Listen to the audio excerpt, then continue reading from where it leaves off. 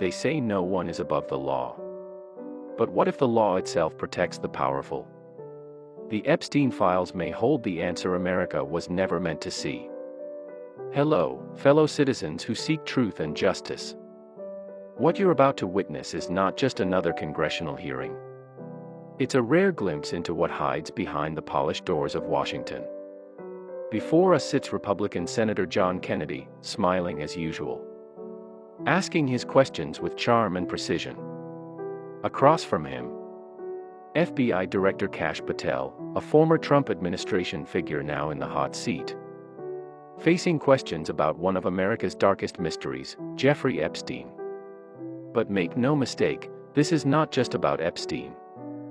This is about how justice itself is managed, controlled, and sometimes silenced. The essential question for the American people is this, Senator Kennedy said. They know Epstein trafficked young women for sex to himself. They want to know, who else? That question, direct, simple, and painfully fair, echoes in the minds of millions. Who else? Who were the untouchables that Epstein served? And why, after decades, do we still not have the answer? As the senator presses for answers, the director's replies dance around legal terms, ongoing investigations, non-disclosure, court orders. He admits the files are being released, as much as legally permitted. But that veil, the so-called legal restriction, often serves as the thickest cover for truth. This was more than an interrogation. It was a mirror held up to the state, reflecting how the powerful control the story of justice itself. Every question Kennedy asked exposed something deeper. The selective justice that became a political weapon long before this hearing ever began. The discussion of the Epstein files felt almost insulting to the intelligence of the American people. To present a decades-long network of child abuse and elite trafficking as one man's crime is to erase the complicity of those who made it possible. The partial, piecemeal release of files is not transparency.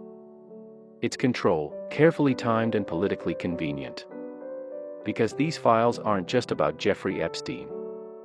They are about the system that protected him, the people whose names remain redacted, the institutions that looked away. The question, who did Epstein work with, is not mere curiosity. It's a test, a measure of whether America truly stands for justice. If justice were impartial, these files would have been made public a decade ago. But instead, they're taken off the shelf only when they serve political needs, revealing a truth no one wants to admit. Justice in America is selective. Director Patel's testimony was not the sound of justice speaking. It was the echo of a bureaucracy protecting itself. Boasting of arrests and statistics can't hide institutional decay. Because the real question is not who gets arrested, but who is protected. And yes, America is still waiting for the names, the money trails, the flight logs, the guest lists. Until those truths see daylight, we remain a nation dancing between democracy and deception. So now I ask you, should all of the Epstein files be made public? Should the truth belong to the people, or remain a secret of the powerful?